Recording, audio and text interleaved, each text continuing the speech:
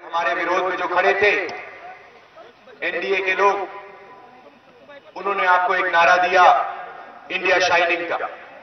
अंग्रेजी में नारा दिया, कहा इंडिया शाइनिंग, हिंदुस्तान चमक रहा है।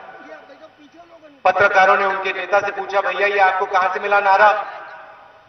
कांग्रेस पार्टी आम आदमी की बात कर रही है, पिछड़ों की बात कर रही है, और आप अंग्रेजी में नारा दे रहे हो इंडिया शाइनिंग, हिंदुस्तान चमक रहा है, ये आपको कहां से मिला?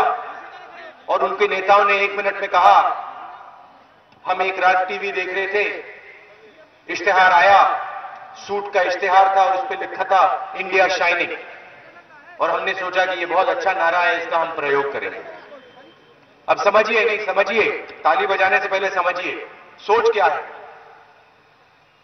हम आपके बीच गए, आपसे बातचीत की, आपके घरों को देखा, आपकी सड़कों को देखा, और हमें लगा कि आम आदमी को सरकार की जरूरत है, कमजोर को सरकार की जरूरत है। वो आपके बीच नहीं आए, एसी कमरे में बैठे रहे, बड़ी बड़ी गाड़ियों में घूमते रहे, टीवी में देखा भैया इश्तिहार अच्छा है और इंडिया शाइनिंग अंग्रेजी में नारा दे दिया आपको। हुआ क्या? उनको आपने भगा दिया, मनमोहन सिंह जी को प्रधानमंत्री बना दिया 2004 में। पहला काम हमने क्या किया? आपके बीच गए और आपसे बातचीत की, आपसे पूछा कि भैया सबसे बड़ी मुश्किल क्या होती है। गांव में गए और पूछा सबसे बड़ी मुश्किल क्या होती है, और आपने हमें बताया सबसे बड़ी मुश्किल गांव में रोजगार की होती है। बड़े बड़े शहरों में रोजगार मिलता है, अमीर लोगों को रोजगार मिलता है, हमें भटकना पड़ता है। कभी हम दिल्ली जाते हैं, बंबई जाते हैं रोजगार ढूंढने। क्यों नहीं आप एक ऐसी योजना बनाएं जिससे गांव में रोजगार मिले? और हमने रोजगार योजना चालू की, गारंटी दी कि जो भी रोजगार चाहता है हिंदुस्तान में, चाहे वो हिंदू हो, मुसलमान हो, सिख हो, ईसाई हो, जो भी हो, किसी भी प्रदेश का हो, किसी भी जात का हो, अगर वो देश को अपना पसीना देना चाहता है, काम करना चाहता है, तो यूपीए की सरकार गारंटी देके उसको रोजगार देगी। 100 दिन 120 रुपए प्रतिदिन, मतलब 12,000 रुपए हर एक गरीब व्यक्ति को। विपक्षी नेता खड़े हो गए पार्लियामेंट हाउस में और उन्होंने हमसे पूछा पैसा कहां से आएगा इस योजना के लिए। देखो भाइयों, जब गरीब की बात होती है, पिछड़ों की बात होती है, कमजोर लोगों की बात होती है, सांसद में पहले सवाल उठता है पैसा कहां से आएगा, पैसा कहां से आएगा। जब किसानों की जमीन की बात होती है, यूपी सरकार जमीन छीनना चाहती है, तो फिर वो नहीं पूछते कि भैया पैसा कहां से आएगा। तब भट्टा परसौल में टप्पल में गोली मारते उठाकर, महिलाओं पे अत्याचार करते हैं। गरीब मांगता है, हक मांगता है, गोली लगती है। आज उत्तर प्रदेश में बहुत बड़े स्कैम चल रहे हैं। सबसे बड़ा स्कैम स्वास्थ्य का स्कैम है। हजारों करोड़ रुपए चोरी किए गए हैं आपके। कैसे पता लगा? हम लोगों ने आरटीआई डाला, कांग्रेस के यूथ कांग्रेस के लड़कों ने आरटीआई डाला, और आज उनका जो मंत्री है, जो मंत्री था स्वास्थ्य मंत्री, वो दिल्ली के चक्कर काट रहा है।